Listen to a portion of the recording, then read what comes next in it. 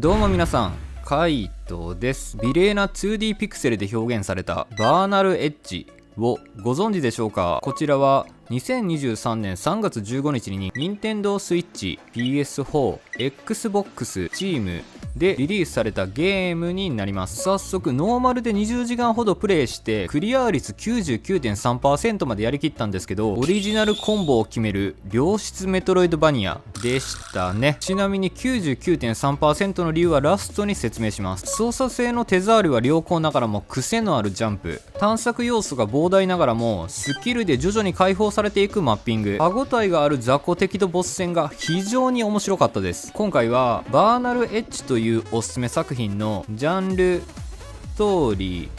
魅力、99.3% の理由を簡単に紹介します。では早速やっていきましょう。まずこのゲームのジャンルになるんですが、父を探して復讐するメトロイドバニアアクションです。主人公のバーナルを操作して航空機で自由に島を探索しながら真実を探していく感じ。難易度はイージー、ノーマル、ハード、邪悪の4種類で、邪悪はクリア後に解放されます。ちなみにノーマルがおすすめ。この手のゲームでは珍しくエリア選択が航空機での移動でのダンジョン探索、序盤は選択できる島が少ないんですけど、攻略していくと新たに霧が晴れていき出現します。ダンジョン内ではアトラクションステージが多数あり、針や電撃などは当たり前。一発ですではなく体力は削られるだけの安心仕様。戦闘はモンスターがところどころで出現するので攻撃連打で駆逐していきます。ブルーアーマーがついているモンスターはバーナルのため攻撃で破壊でき、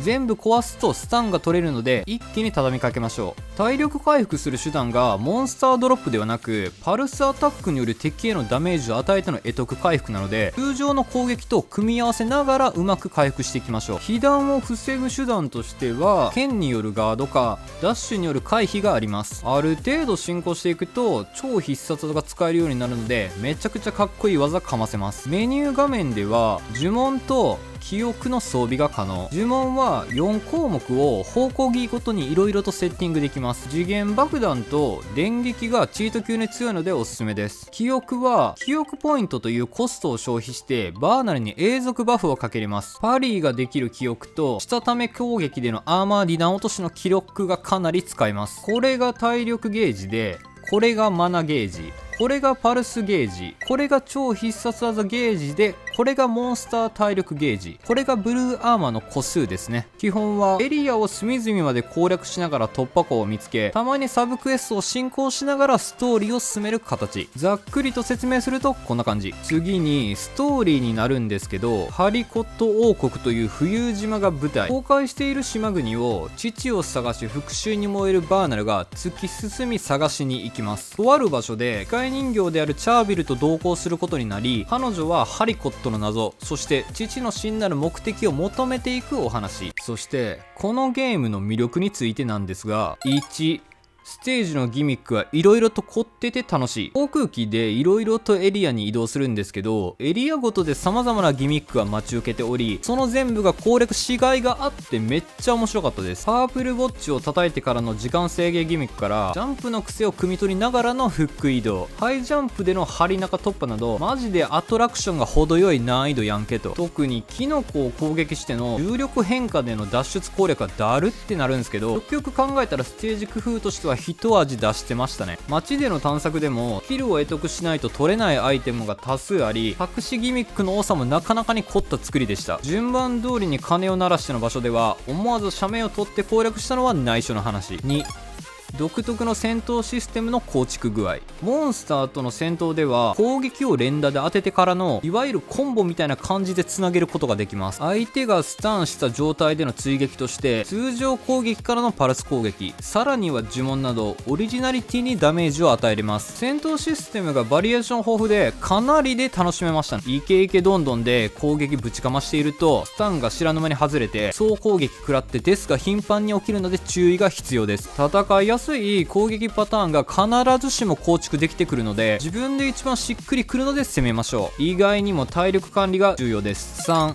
探索のトレジャー率とミニゲームが程よく熱い。後半になるとエリアごとのトレジャー率が把握できる記憶が得得でき、どれだけアイテムを回収したかを判断できるようになります。ラスト終盤になってくると全てゲットして挑みたくなるメンタルが生まれるので覚悟してください。またエリアごとにマーキングをつけることができるので、アイテムを全て取ったところはイエローにするなど把握しておくと後々便利ですよ。次にミニゲームがあるサブクエストなんですけど、まさかの野球と魚釣りが楽しめます。どれだけ的にボールを放り込むか、魚を網に放り込むだけなんですけど結構難しい。軌道を読みながらの打ち返しで全然思ったところいかないのもうまく作ってあるなと。こういったガス抜きステも大いに楽しめるのがポイント。4、クリア時間は14時間。単純にノーマルでラスボスまでのクリア時間は14時間ほどでした。またクリア率 99.3%、 実績2つ残しとしては20時間ほどでしたね。クリア率は完全に自己満の世界になるので、極めたい人は 100% を目指してプレイしてみてください。絶対に見つからないと思っても意外な隠しツールを発見することがあるので、くまなく探索。ではなんで 99.3% で終了したのか次で説明します。私はスイッチ版でプレイしており、ロサレスという街で16分の15で1個アイテムを取ってない状態でした。それで4時間近く壁という壁を叩き、空を撫でるように全て探索したんですけど見つからなかったんですよね。さらに実績での新しい格好というパレットをゲットするためにハテナキーで開けれるある場所に行きましたが、会話が進行されるだけでゲットできない。これね、どっちもバグです。スイッチ版は 100% 無理です。永遠に両方とも見つからなかったので、開発者様に Twitter で聞いたらバグでした。マジかと。アップデが来るか分かんないんで 100% を目指したい方はスイッチ版以外をプレイするのがおすすめ。実質15時間から16時間あれば 100% いけると思います。以上になります。 2D ピクセルアートのメトロイドバニアバーナルエッジ。コンボをつなぐ楽しさからフックジャンプに癖がある操作性、壁に捕まりながらブチ切れて突破した時の空見ろ感。よければ皆さんも記憶パッシブを無双につけてからの探索に勤しんでみませんか。きっと闘技場のボスで攻撃判定おかしすぎやろ、マジでなんやねんこいつってなること間違いないですよ。このチャンネルでは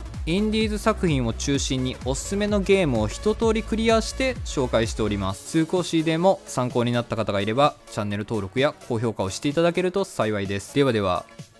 またの機会に。カイトでした。